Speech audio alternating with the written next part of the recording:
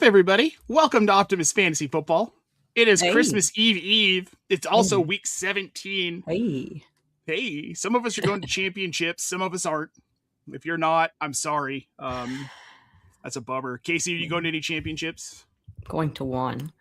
The one QB flex league that I'm in, I'm going in, and I'm excited because unfortunately I got knocked out of the Queen's Classic last night with the most heartbreaking experience of my life. I don't know if I'm going to recover from this. How about yourself, though, Nate? Let's hear from you.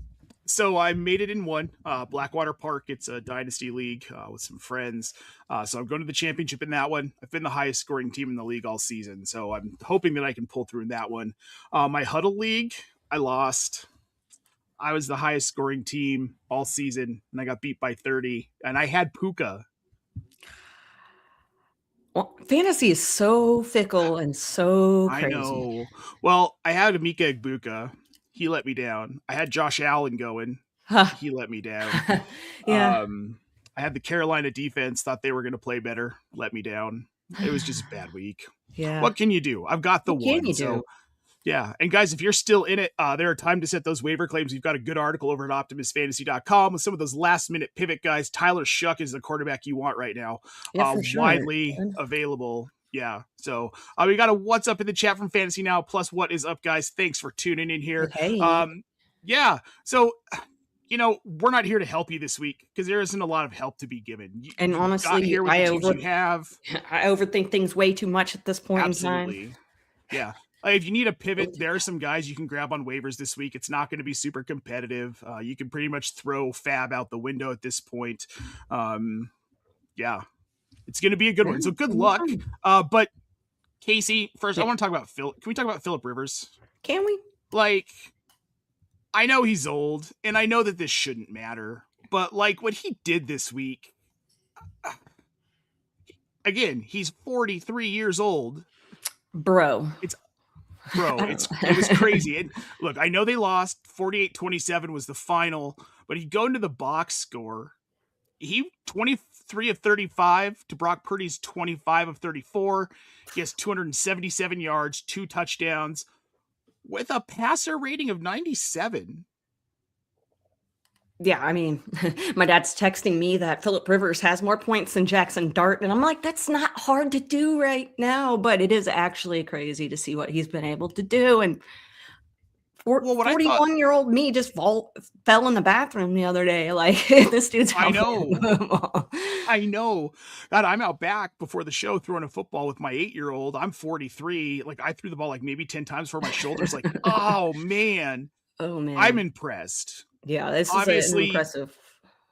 Well, you could see what they were doing, how they were scheming for him. He figured his limitations. He was staying within those limitations. They were scheming to get players open across the middle of the field. That's where Rivers was thriving all night. I know they didn't win, and I know in the grand scheme of things, these games don't matter. Indy's unlikely to make the playoffs now. As cool the stories it would be to see them get in. Yeah. But this is just neat. And it's something I think my kid, he can say, yeah, I remember, because he watched most of the game with me last night. He's like, yeah, I remember when 44-year-old Philip Rivers came back. It's like for us remembering when Steve DeBerg came back and played for the Chiefs for a season. He's about the same age. That's what this reminds. I think DeBerg was actually 45. That's funny. I think. Oh, okay. Yeah. Well, who Philip Rivers. Who sat? I was just going to say who sat Alec Pierce this week, because I did. Probably everybody. I did, except for in the Scott and Fish Bowl, where I'm not even in it anymore, so it doesn't matter. But yeah, I was very disappointed in that. Dude, 4 for 86 and 2 touchdowns. Michael Pittman, 4 for 32. Jonathan Taylor, 3 for 33. Josh Downs had 5 catches for 65. He somehow made these guys somewhat fantasy relevant. Taylor not so relevant on the ground. He only had 46 yards and a touchdown, but you got some PPR upside from him out of Rivers, which I don't think anybody thought you were going to get. No. What was disappointing, you didn't see a whole lot.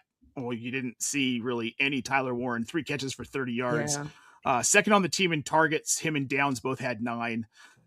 I think in the fantasy championship, I think you can start some of these guys next week. I mean, if I was still in it, I'd be playing Alec Pierce because Yeah, why not? I've rode with him all year. I don't know why I decided, hey, I'm gonna go against my gut. I know why. I know why. We all know why. We all want to second guess Yeah. ourselves, but Yeah. All right. Well, let's talk about some fantasy waiver wire winners this year. Some people that actually did help us quite a bit. yes. I think the most helpful, Jacoby Brissett. Who saw that coming? I don't know, but the people that grabbed him up off of waivers were very excited. They made that move. Yeah, I want to toss this out here. Justin Bowerly in the chat. Colts fan here. Not sure I want to start any of them against the Jaguars. That is fair, but I don't think it matters. Phillip Rivers is doing things with his brain, and he was under pressure from the 49ers last night. He just got rid of the ball quickly. Those short cut routes, those slant routes, the short flag routes, the cross the field routes. He can get rid of the ball quickly, so I'm not as worried, but I get what you're saying. But yeah, Jacoby Brissett stepping in for Kyler Murray plays better than Kyler Murray, like significantly better. Who would have thought? If you got Jacoby Brissett early on in the season when he took over, if you picked him up off of waivers, if you had a decent team around him, you should be in the fantasy championships. Ooh, I'm gonna have to go look and see who's got what and when and why. Because we got the Lauren Bowl going on in my home league, so I got to see what the Lauren's got working with. So also a couple rookie quarterbacks, Jackson Dart, Tyler Shuck. I'm glad we got to see Dart. I kind of wish we hadn't seen him though, just for the injuries and how beat up he got, but he also showed how freaking good he's going to be long term. And Tyler Shuck, unexpected, really unexpected, unexpected to a point where you can roster and start him even in 1 QB leagues this week in your fantasy championship. Like if you had Lamar Jackson, he's not going to play. Go get Tyler Shuck. That good. Do you think that carries on to next season? Oh man, for New Orleans' sake, I do. Yeah, actually, I'm going to go with that. I know he's older and everything, but it doesn't seem to be hindering him. Look, he's like everybody was harping on. Right? He's not 44. Like that's right, and now we can't even blame age. No. Well, he's 26 years old. He was 25 when he came into the league. This isn't Chris Winkie, who was 28 when he was drafted off of winning a Heisman at Florida State. Totally different situation. Blake Corum, he came on late. Do you think that's a thing for next year too? I mean, do we see Kyron Williams start to fade in favor of Blake Corum next season? Yeah, maybe a little. Maybe a little more, but I don't think it's going to take off again. I mean, take off big and maybe give him another year. That's just my future sense. I would say I'd probably tag him as like an RB 20 to 24. And he will suffice when you need him on some games, just like he might be another waiver wire gem next year. Who knows? Oh no, he very well could be. Michael Wilson, the man without Marvin Harrison, was wide receiver 1. Yeah, he helped so many teams. Does he get more work next season in Arizona? Does he end up somewhere that will give him a wide receiver 1 role in the offseason? Man, I'd really like to see him go somewhere else. Me too. Arizona, it's tricky. See, I wouldn't mind seeing him maybe go to Tennessee with Cam Ward. Make him a wide receiver 1 there.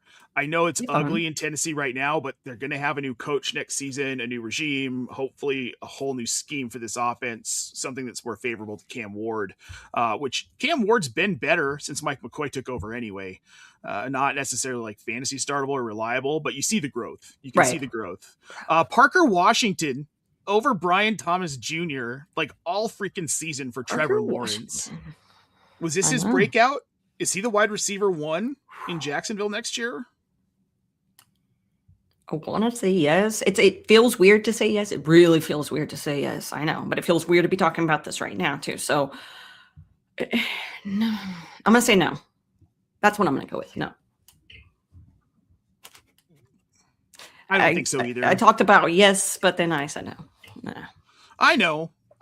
I don't think so either. They've got to find a way to get Brian Thomas Jr. more involved in this offense. That's probably an off-season project. Harold Fannin. Loved it. Cleveland's bad. Harold Fannin, though, in 2026, Where does he land?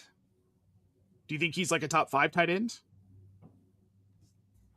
Ooh, that is a good one. Top. I want to say yes. I want to say 7-ish. Top 7 tight end. I moved him up to tight end 4 in my dynasty rankings yesterday. Yeah, there's nothing else there, and you can't trust this franchise to actually be smart this offseason. They had a ton of picks last year, and the 2 quarterbacks they drafted were Dylan Gabriel and Shedeur Sanders. You needed a quarterback. You should have taken one in the first freaking round. They had the opportunity and didn't do it. But also, we might see Deshaun Watson. I mean, we forget that he is still under contract, unfortunately, and they still owe him a lot of money, and he may end up starting. Okay, well, we may not be, because I will not. I'm just kidding. I watch football, but it's just out of spite. I'll watch it. But. Well, I'm going to watch him hoping that he just fails miserably. Yeah, exactly. 100%. Kenny Gainwell. Yeah. Yeah. I mean, I don't have him anywhere, but dang, if you did, you probably needed him. He just slid right into that receiving role in the backfield. He plays more like a wide receiver, and he's been so reliable for Aaron Rodgers.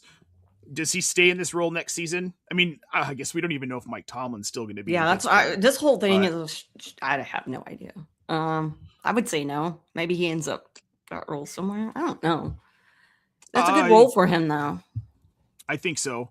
I think we see it continue in Pittsburgh. I don't think they're going to get rid of Tomlin. They're 9-6. They fire a coach who's 9-6, has yet to have a losing season. They need a culture change, but that's got to be on Tomlin to do. And I think he's the kind of coach who can do that. All right, biggest bust. You can't say biggest busts without talking about these two. JJ McCarthy and Justin Jefferson, a tandem of busts, one because of the other, of course. Yep. Well, Justin Jefferson for a lot of reasons. The injuries, his quarterbacks were Carson Wentz and Max Brosmer when it wasn't JJ McCarthy. Is there any hope for McCarthy? I mean, he has played better as of late-ish, but now he's hurt again. I know. Is that going to be the thing that just plagues him for the rest of his life? Probably. I think this feels like a doomed career to me. And I think they move on. You almost have to move on at quarterback next season. I mean, really, it's making everybody so bad in that offense. Hate it. If they roll out McCarthy again next season, if they stick with him and they go with it, where are you drafting Justin Jefferson? They told me not to draft him in the first round this year, and I didn't listen, and I did. Where am I going to take him next year? Nowhere? No. That's kind of harsh to say, but I might want to stay away from something that's not, unless it gets more clear on like the connection, and JJ's got his stuff together, or they've get a new quarterback. Then if they roll out McCarthy, I'm probably off Justin Jefferson next year. I don't want to take the risk, but especially because if he's going in the first or second round, there are players that I'd much rather take ahead of him with those picks. Even at wide receiver, I take T. Higgins ahead of Justin Jefferson at this point. He's producing, and he'll produce next season with Burrow when we know he's going to. Is it over for Justin Fields, Kacey? I think so. I think it is. You're starting Brady Cook over him, and I know he's injured, but I'm sure he could play. What about Michael Penix? This feels kind of over for him. Third ACL tear. I know. That's it's another one of those things. I don't think he's going to get right. I don't think it's going to get back to where he wants it to be. Nope. They're going to need to find a quarterback. Ken Walker, I tried to tell everybody he wasn't going to be good, that this was a committee, and it was going to be ugly, and that he's really just not that good of a running back anyway. I was right. Yeah. I try to steal. Yeah, that's another. Yeah. I try to say that. It's over for Ken Walker. I won't be drafting him in any formats. I'm going to move off of him in Dynasty. Isaiah Pacheco, the same. What a horrible season. He's like RB 51 or something. I always say quit trying to make these things happen when they're not happening, and I continuously draft him to try to make him happen when he doesn't. I thought they were going to lean on the run more this season. I thought they were going to be more efficient running this season. I did not see this offense falling apart, and then losing Mahomes and Minshew. Oof. Yeah. These are not players I want to touch in the fantasy championship this weekend. I want nothing up against Denver's defense. No way. Some quarterback we've never ever heard of. No. Marvin Harrison Jr. and Brian Thomas Jr. I'm talking about these guys together because they're 2 first-round wide receivers with sky-high expectations, and neither one of them have lived up to it. Who has more hope for the future, Harrison or Thomas? I mean, one of them needs to change to like the second or something, because I guess Junior's not going to work for them. I think Brian. I'm going to say Marvin Harrison is going to be the guy that I think has a better shot of like. Well, there have to be some wholesale changes in Arizona. They're moving on from Kyler Murray, right? Like, I think that's just kind of a foregone conclusion. Yeah, that's happening. Get that cleared up. Maybe they keep Jacoby Brissett. Possibly. I don't think that's a terrible move for Arizona. He's a good bridge quarterback. See if you can get someone like 2nd, 3rd round of the draft. You think you can develop behind him for a season or 2 and move forward. But they got to do something. But yeah, I think Brian Thomas Jr.'s kind of locked in where he is. Trevor Lawrence isn't going anywhere. He's not going anywhere. Maybe something will change in the offseason. I just don't have a lot of hope. Keon Coleman, I have no hope for him. 3 times he was a healthy scratch this season. That's a bad sign. Yeah. Talked about dropping him like all the time during the season to a point where it was like, if you haven't figured it out, you should. Right? Yeah. Tua. It's over for Tua, right? Tua. I hate to say it, but yeah.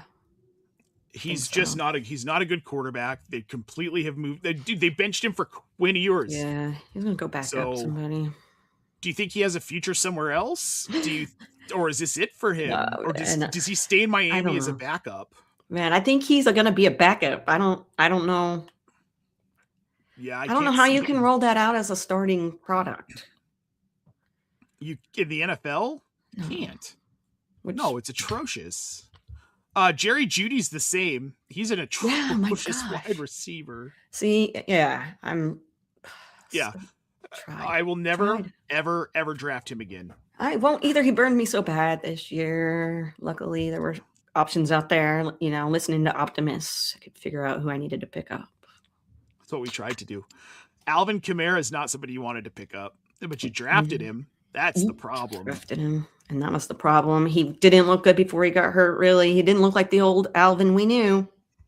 No. And it was a matter of time. This guy's put together a lot of very high-level seasons. He has. His worst finish before this season was RB16 in PPR.